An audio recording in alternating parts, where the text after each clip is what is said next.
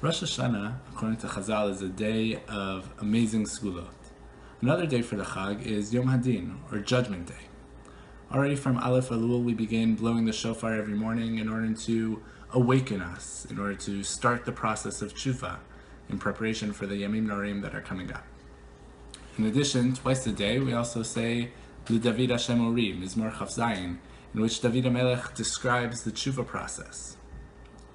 I always imagine this month of Elul as a time where in the distance you can see like a giant black stormy cloud, and every day it gets a little bit closer and everyone's frantically running around preparing themselves for the storm to hit and praying that instead of the storm, the clouds will open up and there will be rays of sunshine that come out.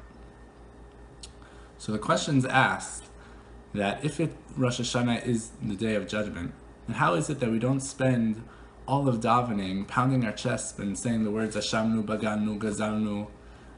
And how is it that only once on each day we say, and we stand in front of God and admit, Avinu Malkeinu Chatanu Lefanecha? There's no other vidoy in the davening. All of the davening on Rosh Hashanah has no personal reference. It's all about Am Yisrael and the world. It has nothing about our own personal lives or sins or good deeds. Even when we do finally say something about ourselves and we say Zachrenu L'chaim, immediately afterwards we say Liman Elohim Chaim. Remember us for life, for you are the God of life.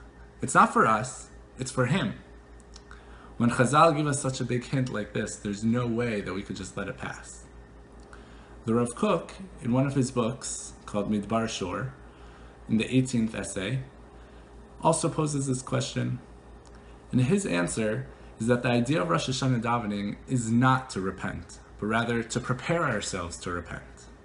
The main chuva is done during Elul, Aseret Yemei Teshuvah, and Yom Kippur. The process begins by reinforcing God's place in our lives.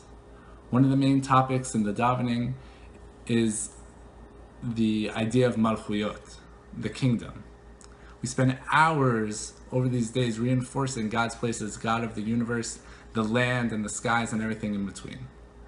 Rosh Hashanah davening essentially turns into one long shiur of emunah, ensuring God's place in our lives. The theme of the Silent Damita after Malchuyot turns into a general prayer for the world, hoping that everyone will begin to understand the beauty and glory of God's presence. One that enters Rosh Hashanah thinking about his own personal sins and is worried about his own zchuyot and zdonot is not able to properly do tshuva. Chazal gave us the davening on Rosh Hashanah to connect with Klal Yisrael and Klal HaOlam. See the bigger picture. Life is much larger than our own daled amot. We have to look beyond our own personal issues and connect to the Klal and our commitment to making everyone and everything better. And through that, we'll be zocha la'asot kulam aguda achat, la'asot retzoncha b'levav shalem. We'll be zocha to become a unified society, to do God's work wholeheartedly. And after that, we say, Kol harisha kula ke'ashan tichle, ki ta'avir memshelet zadon min ha'aretz. All wickedness will evaporate like smoke when you will remove evil's domination from the earth. This Rosh Hashanah, more than any other, we have a great opportunity to come together and make a serious change within Am Yisrael and as a result within the world. The evil people of the world have shown time and time again that they are not willing to back down. Rosh Hashanah is our time as Am Yisrael to join together and reinforce the united force needed in order to restore the world peace. We need to join our prayers and together and pray Kiklal v'leman haklal, as a nation and for the nation. Shana Tova.